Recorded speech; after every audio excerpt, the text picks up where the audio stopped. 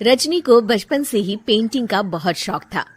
वो हमेशा से ही पेंटर बनना चाहती थी, पर उसके माँ और पिताजी ने उसको कभी भी इस चीज के लिए सपोर्ट नहीं किया और उसकी शादी नीरव से हो गई। नीरव रजनी को बहुत प्यार करता था, पर रजनी हमेशा चुपचाप ही रहती। वो इस शादी से खुश नहीं थी। वो ये शादी नहीं करना चाहती थी। उसे तो हमेशा से पेंटर जो बनना था।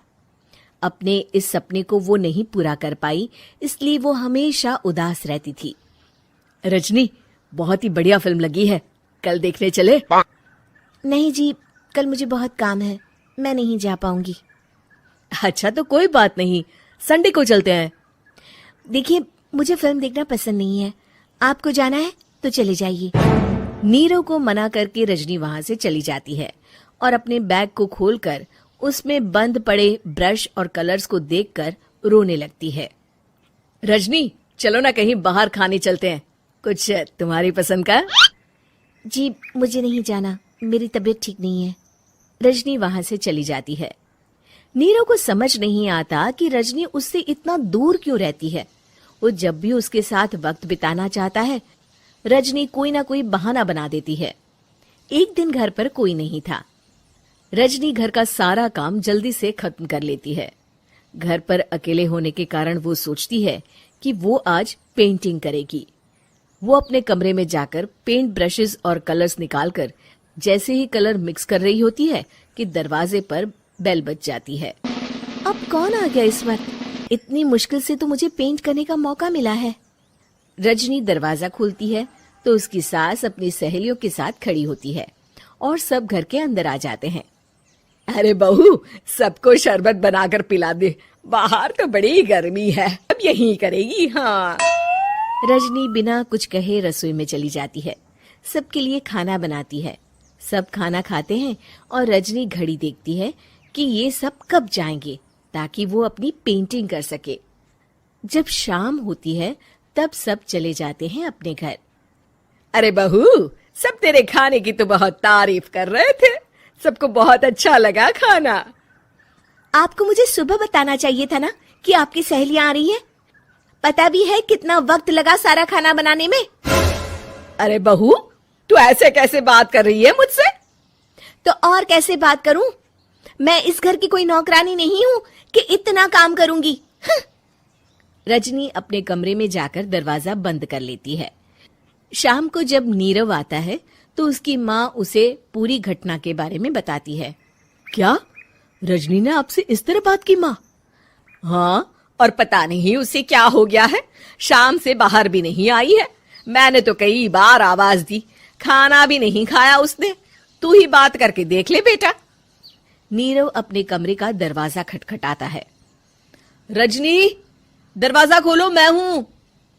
रजनी दरवाजा खोलती है और फिर वापस जाकर अपने बिस्तर पर लेट जाती है। रजनी, माँ से बात करने का ये क्या तरीका है? मैंने कोई गलत बात नहीं की है। अरे तुम क्यों ऐसे बर्ताव कर रही हो सबके साथ? क्या तुम इस शादी से खुश नहीं हो? रजनी कुछ नहीं बोलती। अरे बताओ मुझे रजनी, क्या ये शादी तुम्हारी मर्जी के खिलाफ हुई है? हाँ, मैं ये शादी कभी नहीं करना चाहती थी। तुमसे क्या, मैं किसी से भी शादी नहीं करना चाहती थी। रजनी रोने लगती है। चुप हो जाओ रजनी, बताओ मुझे, तुम क्यों नहीं करना चाहती थी शादी? रजनी बेड के नीचे से अपने पेंटिंग्स, कलर्स, ब्रश, पेपर्स निकालती है। इतने में उसकी सास भी कमरे में आ जाती है। ये देख रहे हो, ये थे मेरे सपने। मैं पेंटर बनना चाहती थी, पर माँ पापा ने कभी सपोर्ट नहीं किया और मेरी शादी करवा दी। मेरे सारे सपने टूट गए। हर वक्त बस गुस्सा आता रहता है मुझे। मैं जानती हूँ कि आप लोगों की इसमें कोई गलती नहीं है, पर मैं क्या करूं, मुझे समझ में नहीं आता।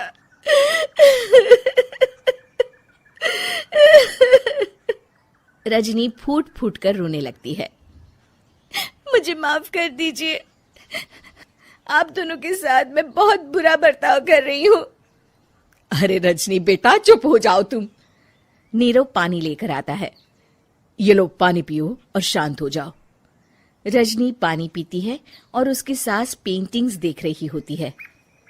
अरे नीरव, हमें तो पता ही नहीं था कि हमारी बहू कलाकार है। अरे कितनी अच्छी पेंटिंग्स बनाई है, देखो तो। ये वाली तो मैं अपने कमरे में ले जाऊंगी। आपको ये पेंटिंग्स अच्छी लगी? अच्छी नहीं, बहुत अच्छी लगी। और तुमने हमें बताया क्यों नहीं? तुम जब चाहे पेंटिंग कर सकती हो रजनी। हम तुम्हारे सपनों को पूरा करने में तुम्हारा पूरा साथ देंगे। हाँ बेटा, हम कला की कद्र करते हैं।